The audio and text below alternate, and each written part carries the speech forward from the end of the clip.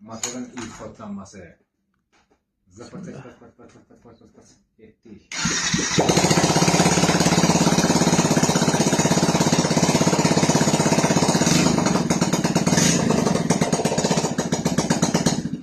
Yan tarafa bakın, ala bakın.